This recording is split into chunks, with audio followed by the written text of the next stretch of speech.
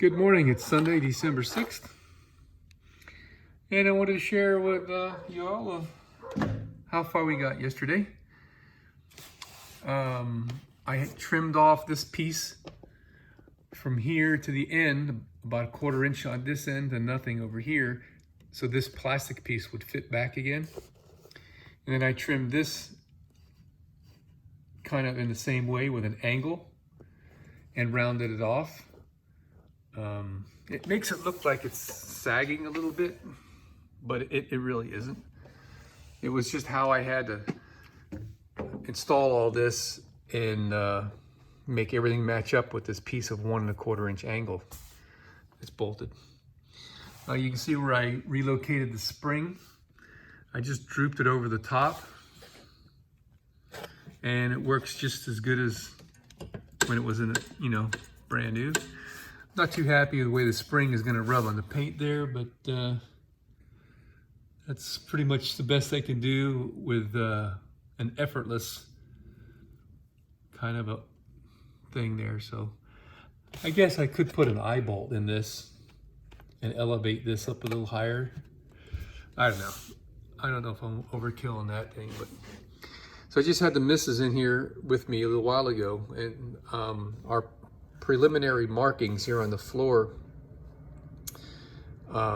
This is where we thought we wanted the center post to be, and this line more or less lined up with this, and it just happens to be sitting there right now, kind of by happenstance.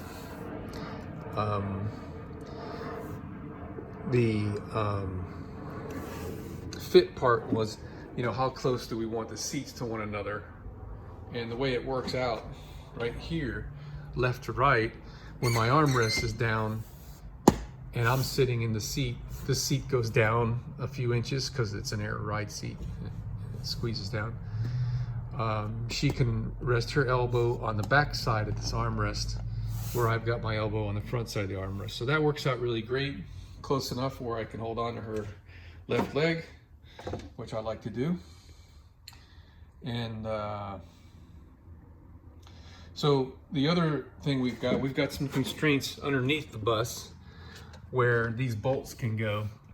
I was underneath there last night, and if you look where that bolt hole is in the back of my seat, I can't go any further forward than that with these holes. So right now we're further back than we can go. And now I've got to do some experimenting with front to back. Left to right, I know where we're going, but from front to back, I got to do some experimenting how I want this to go. My gut tells me that I want to have this base a little bit more to the rear, because just the normal sitting in the chair kind of a thing, it's trying to tip back. So it needs more support in the rear, which means it's going to be pulling on these bolts and pressing down on these bolts. If I move the pedestal back a little bit, it'll sit a little bit more squarely. So that's what I'm thinking right now. But the seat's got adjustment front to back, and I've got to exercise this thing front to back to examine the limits of travel and see how it looks. Because right now, the little woman would like the seat a little bit more forward than it is. But I think I've got plenty of travel in the seat adjustment for that. So that's the challenge for this morning, is to figure out where I'm going to be making these holes, and how I'm going to attach this seat to the floor. I've got to do something because below this 3/4 inch plywood is 3/4 inch foam board that will crush. So I've got to either put extra pieces of 3/4 inch wood underneath here, cut out some of the foam so that way we're solid on the wood, or Another idea I had was to drill a hole in here larger than the bolt and put a metal pipe in there so that the pipe will stop us from crushing the floor. I've got to think about the pros and cons of doing both of those. I'm kind of leaning towards removing this piece of wood and putting wood blocks under there to be more solid. All right, so I'm sure you guys recognize the underneath side of a bus. So these are the two bolts on the passenger side of the driver's seat. All right, or I don't say bolt holes, I guess I should say. I don't know why it's not focusing. There we go. So what's we got as far as challenges is this boxed in beam right here. There's an angled, like an angle this way, low at the back and high at the front piece of metal here, which will be a huge pain in the butt if I have to drill through that. These little cutout windows, there's an extra piece of steel on the top of the floor inside that's covering these holes up. So the front bolts of my seat are gonna have to go through this double metal and be really long. And that's just kind of weird. I'm not so sure how strong this is going to be for clamping down on some bolts. It might start to bend this and bow this metal and then continually be kind of springy, which I don't want. But anyway, I'm lined up now. If you look at that rear bolt hole, you can see that it kind of lines up with this edge right here. So there's just the tiniest bit of space beyond that edge that I could get up into. It'd be nice to get into that little flange there, but there's, you know, it narrows down. You know, maybe I could get onto that flange. Actually, when I look at that, that's where the screws are that I put in, holding the floor down. So I'm gonna use that for a gauge right now. And that would actually be great if I can capitalize on that. All right, scoping around underneath the bus, I found these two screws, or actually I found this one screw and these two screws here. This screw happens to be hidden inside of a little piece of hat channel. So I measured up under the bus from the center of this screw forward, and I got 11 7/8 of an inch would be the ideal location under the bus to put a bolt. And that's where that mark is right there. If I come over here, that's 1 3/4 inches from the front end. And let's check how close these are.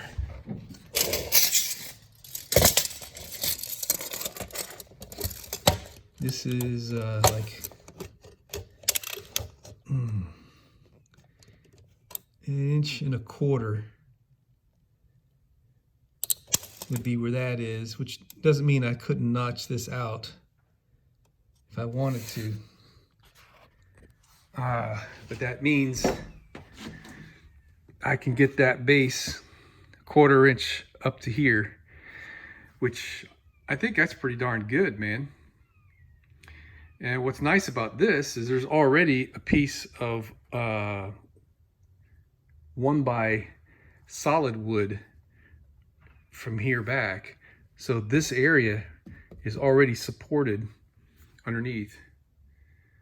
I'm gonna scribe out on here where I think I want to put the bolts. And what we'll do, we can drill through the floor with a small diameter drill to see where they're coming through, to double check ourselves. I put this file through this bolt hole just to double check that I was oriented correctly underneath the bus. All right, so I did my best guesstimating. This was the seat, the mark I made earlier when I had the seat in place. That's the edge of the base. I measured the full width of the base, divided it in half, so here's the center line. That was the point that I thought would have been ideal for installing a bolt. Let's see what I did here. It measures 1 3/4 inches from the carpeting. And I drilled that hole based on 1 3/4 inches from here and half of the bolt pattern width. I went underneath the bus, and that was just a little bit too far forward for my liking. So I drilled this hole. I left the drill bit in the hole to sight it underneath there. So that's the point that we want to put these holes. This hole and this hole. So now I'm going to do the same thing. I'm going to measure, actually I'm using this seam here, which might be a flawed measure, but I checked from this seam to the edge of the plywood, and this is parallel with the seam, so I guess that's good enough. So let me do the same thing here. I'm going to measure, recall what that measurement was. I forget the number already. And put a mark here and measure from this edge, this seam, to there, and we're going to drill our second hole, and hopefully that'll come out also in a good place. You know what Murphy's Law is, right? So underneath here, the 1-bys that we've installed have screws in them that I don't know where they are exactly. I hope I'm not going to be drilling right on top of a screw head. That would suck. But let's see what happens. All right, got our first 2 bolts in. So now we can test out the rotation of this guy. So that's pretty much the only place that that thing can go. It might be a hair crooked, but that's the best I could do working by myself on the top and the bottom, trying to hold 2 wrenches at the same time and line up everything. But there's plenty of play in those holes. I think it might be like a 1/16 of an inch to the back on the other side. It's hard to tell with that weird shadow that's happening in the end of this, but all right, let's give it a test spin. All right, man, this is great. So if I move the seat all the way to the back, it just clears right there. Good enough. Yeah, there it is, latched in place. Let's try moving it to the front and see what happens. All right, moving it forward, it does not yield enough room to rotate around that way. But we're going to try folding it down or out of its rear clasps just for the heck of it. Just now I kind of messed up. I don't know if you could tell this here.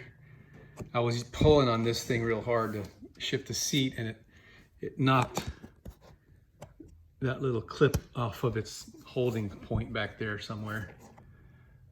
I'm gonna have to probably take this off to get it back on. Dang it.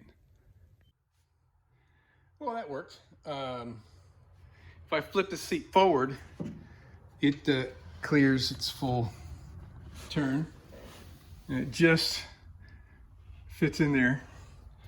I think we're looking good. So this is sagging, by the way.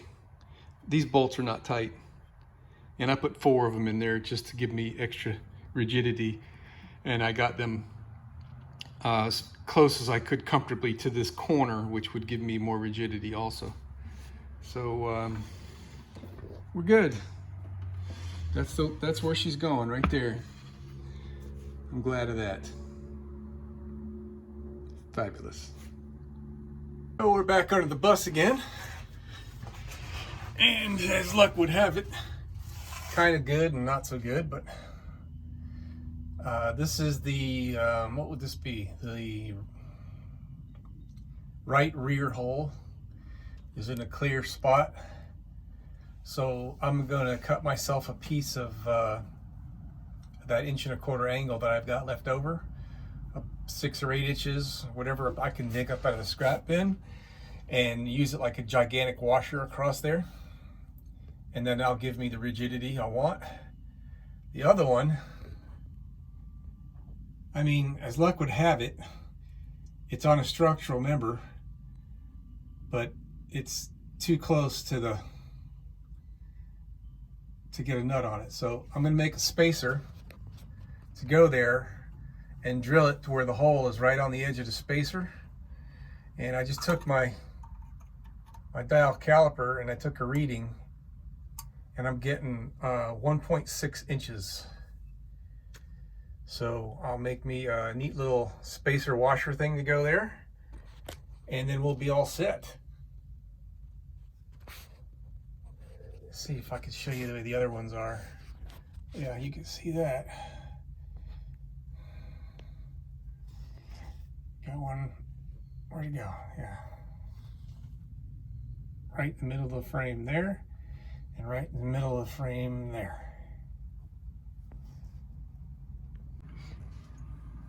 All right, I got my piece made, and it fits in there, but just checking now because I kind of can't see, but I can see better with the camera here, so I'm just videoing. Looks like it's all the way up in there. But the bolt I found is a little bit too long. Let's see if I can figure this out here. Right about there would be good, huh?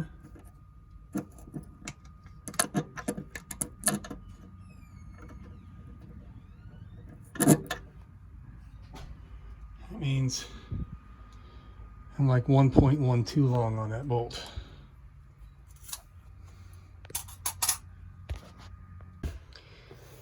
All right, we're getting ready for the semi-final installation here. So this right here is solid wood all the way down to the metal floor of the bus. This has got a gap of foam insulation. And 2 ways I could do this. I could unscrew this floor of all like 50 screws that's in it and put a couple pieces of wood right there. And I'm hesitant to do that because every time I do that I run the risk of screwing up a hole. So I'm going to drill these out, the wood part and the foam, and put little pieces of pipe in there for the seat base to rest on. And what I'm planning on doing is making the pipe just a hair short so it'll actually squeeze the wood also. All right, so we're getting ready to drill those holes.